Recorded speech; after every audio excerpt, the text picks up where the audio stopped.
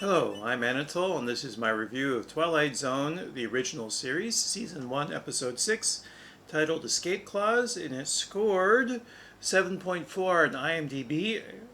Plot summary courtesy of IMDb.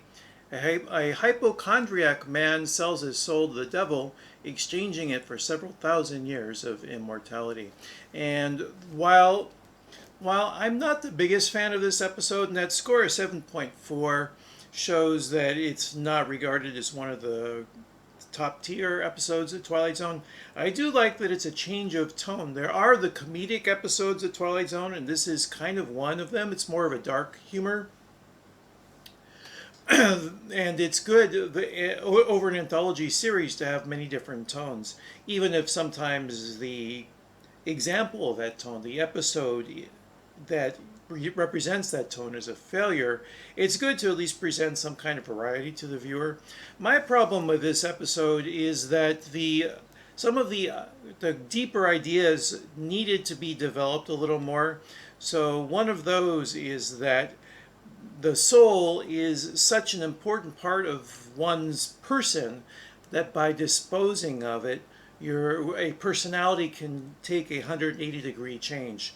So this hypochondriac, after he gets rid of his soul for immortality, then becomes fearless and bored and reckless, a complete change in character. And this idea that the soul is what makes life worth living gives it the vitality that even though limits the amount of time one has on the world because the body is mortal, it also makes it worth engaging in that time. Without the soul, even if you were immortal, life wouldn't be worth living because you would have no excitement. There would be no energy, no passion. I think that's the deeper message, but the turn happens so fast because, of course, Rod only had 24 minutes to get across his idea and introduce characters and develop characters, so there would have to be a very truncated development, if any development at all, of the plot.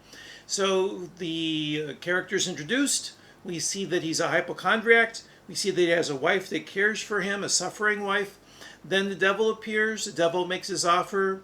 The main character of Walter takes the devil up on the offer. Commercial break. We come back and he's bored. He's engaged in insurance fraud as a way of both making money and maybe getting a little excitement in his life. And that escalates to him claiming to have murdered his wife, even though he didn't. And then that escalation happens too quickly to develop the theme. And then one problem I had was I could see where the episode was going before I got there. So I could see that his wish to get the thrill of the electric chair was not going to pay off. He was instead going to get life in prison. I saw that coming a mile away. And once you could see that, then you would know he would take up the devil's escape clause. And then once that happened, why do you care about the character? Is it supposed to be a cautionary tale about careful what you wish for, it may come true? Is it a cautionary tale about Faust and his bargain with the devil? It's not quite clear. And the Twilight Zone companion that I got a week and a half ago talks about Rod Serling's writing method, and apparently he wrote these stories very fast, spending between 24 to 40 hours. So I average about 1 page an hour. And if the script is about, we'll say 30 pages for a 24-minute show, he's doing one draft and then maybe some revision on there. And that's what the book said. He would do one draft, maybe two, do it in the space of 3 days, and then get into the production of the series.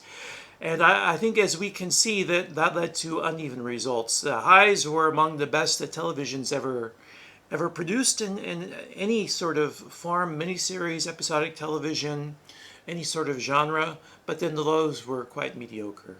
And I think this episode is one of those mediocre episodes, mainly because the ideas are a little bit half-baked. So that's my take on episode 6 of season 1, Twilight Zone Escape Clause. I hope you'll join me again later on this channel. And that's all for now. Take care and be well. Goodbye.